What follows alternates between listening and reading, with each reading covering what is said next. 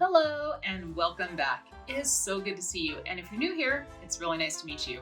I'm Monty, and on this channel we talk about all things science fiction and fantasy related, especially when there's a little bit of romance involved. But not today. Like the last few videos, I'm like, yeah, but not today.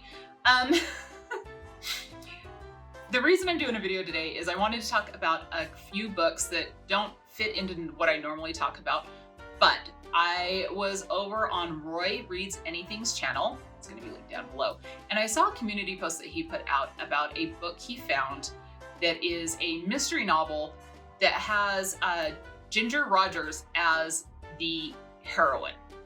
Not like Ginger Rogers wrote this, not like a character, no, Ginger Rogers is the heroine, as like someone who's solving the mystery.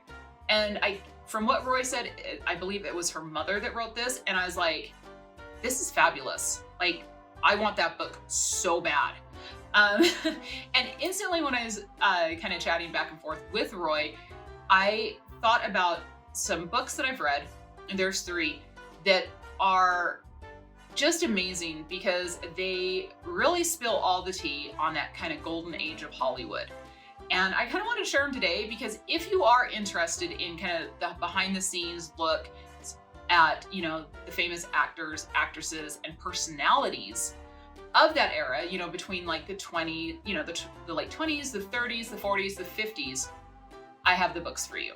Quick disclaimer, 2 of these books are physical, so you're not getting sparkles for them. I apologize. But the last one I couldn't find. I know it used to be part of my collection. I don't know if it was donated when I downsized when I moved, but you'll get sparkles for that one. So without further ado, let's go through this list. All right, so first up, we have Bring on the Empty Horses by David Niven.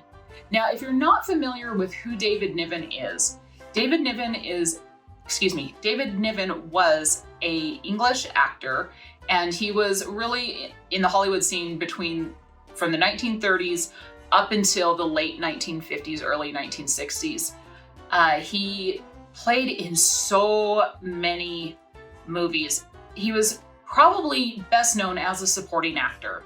So if you're drawing a blank, some of the more like famous movies he was in was The Dawn Patrol with Errol Flynn, The Bishop's Wife with Cary Grant, Around the World in 80 Days, and he also won an Oscar for Best Actor in Separate Tables. Now, the funny thing about this film is literally he was in the film for 23 minutes. So it is the shortest amount of time someone's in the film to win the Best Actor award. And if you're still like, yeah, Monty, I haven't seen any of those movies. Well, you're missing out, first off. But second off, he was also this guy right here. So this was from when he hosted the Oscars, and a man decided that he was going to streak across the stage. And David Niven had the most absolute snappiest comment on this. I mean, what a class act. The other thing to know about David Niven, he did serve in the military during World War II, and he also was a novelist later in his life. So he wrote 2 memoir books and then 2 other novels. And this is the second of his memoirs. It's amazing. Like, it is amazing. So first off, I absolutely love the voice he writes in. And he tells so many tales of like the films he was on and the actors and actresses that he worked with, just behind the scenes little things about, you know, what went on in filming, how they hung out and, you know, just in their lives. He was really good friends with Laurence Olivier, and, you know, he knew Shirley Temple, he knew Humphrey Bogart. He really just knew everyone. So there is one chapter in this book that he talks about a Hollywood actress, and he does not give her name. He never describes her name, but he does talk about some unfortunate things she goes through regarding her mental health. And it is so intriguing. Now, I did look up who people theorize he was talking about because he never did reveal. And it's very shocking. It's probably not who you think it is. There are a ton of pictures in this book, like there's Marlene Dietrich, and there's her car. Let's see. There's Errol Flynn, Clark Gable, Vivian Lee. Oh no, that's Olivia de Havilland, Paulette Goddard. Yeah, so just, I mean, this man really, really knew so many people, and I loved his stories. Yes, I know this book is beat up. This was actually my grandmother's book, and she got it in 1975 because that's how my grandmother always, any of her books, she would write her name and put a date in there. And then also, I don't know if you can see this. I'll try to make it so you can. I don't know if you can see that. It's got this little emboss right here, and it says the Library of El Bullock, and that was my grandmother. So she had her own little embossing gun to emboss all her books with.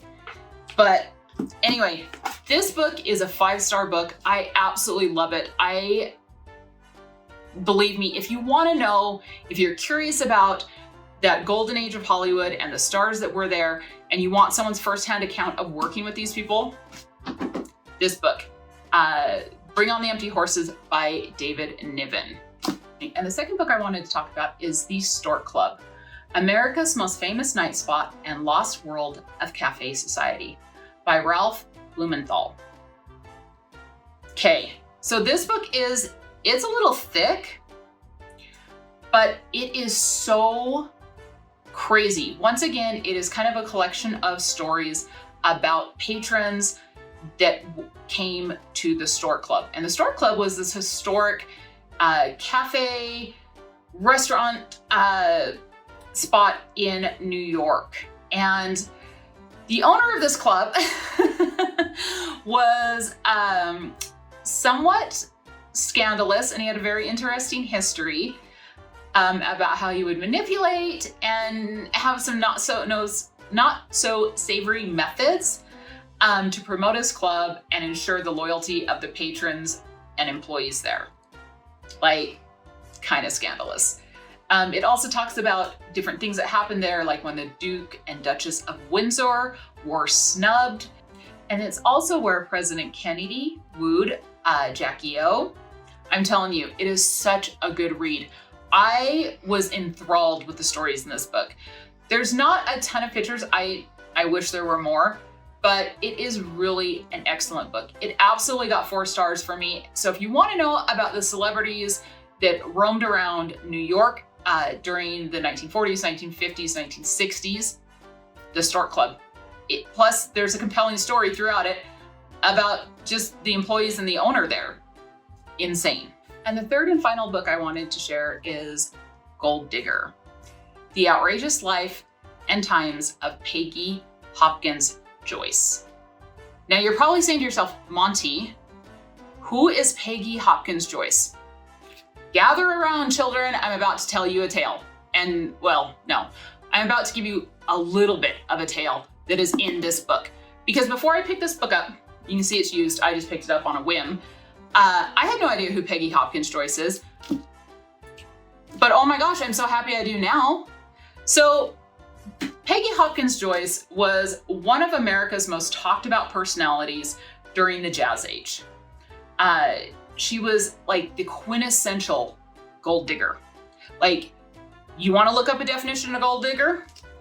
This stunning woman right here. She was married 6 times to several millionaires. She even married a count. And honestly, she had songs written about her. She was in advertising campaigns. Everyone knew her. She was constantly in the newspapers. And she had absolutely no discernible talent, except for self-promotion. She is the modern day, I mean, I hate to say this, but you know, what people think about, like when Paris Hilton was first on the scene, what people sometimes think about Kim Kardashian, where they don't have this natural talent. They're not actors, they're not singers, they're not that. But they became famous. Now, granted, Kim K became famous for something, and you know, but even after that, completely talked about until she started her business, and the same with Paris, until we kind of found out about all the things that Paris kind of did behind the scenes. People really thought that they had no talent. They were just famous for being famous. Peggy, she did it all first. She did it during the 1920s and 30s, right here. She was, and she had very humble roots. She came from almost nothing. And she rose to become a Ziegfeld girl. She was in movies. She was just famous for being famous, but yet she made it work. One of the things this book talks about, one of the stories in here, is how she spent $1 million in a week in like the 1930s and 40s. And I can't remember exactly when that happened, but $1 million today is not the same as $1 million back then. She spent it in a week. Wasn't even her money, it was her husband's. So she had affairs with people like Charlie Chaplin and Walter Chrysler. And it's just like, it's such a rare story, because nowadays, no one knows who she is. Like, I could probably take a poll right now and say, do you know who this person is? And I guarantee you, most people would answer no. And this book, should have probably said the author. This book by Constance Rosenblum is amazing. It is so good. Honestly, if you want to read about someone's life that like no one could imagine, and like you want to believe it's fiction, but it's actually real, this one, Gold Digger, it is a 5-star book for me. I absolutely loved it. I treasure it. I've read it a couple of times just because I sometimes have like this idea. I'm like, was that really like a nonfiction book or was it fiction? And so I go back and reread it and I'm like, oh no, she's real. So you know what? Definitely Google her, learn a little bit more about her, pick up this book, check her life out, because I guarantee you, you will not walk away disappointed. So there you have it. There are 3 books that I absolutely adore that talk about a bygone era and the celebrities and spill all the tea and all the hot gossip about them. If you're like me, a little bit nosy, kind of like to know untold stories, and you're, and you really like to know the goings on of celebrities outside of, their profession, these books are the ones to check out for you. Let me know down in the comments. Did you know, have you ever read any of these books? Were you aware of them? Do you know any of the people they're talking about? I'm really curious. Like, I feel old because I'm sure everyone's gonna be like, no, I've never heard of these people. But anyway, let me know down in the comments below. And if you did enjoy this video, please do consider giving me just a little bit of love on this channel. You can give me a like. And if you'd like to see more from me, you can always subscribe. That way you'll always know when I upload. And until next time, take some time for yourselves and love you, bye.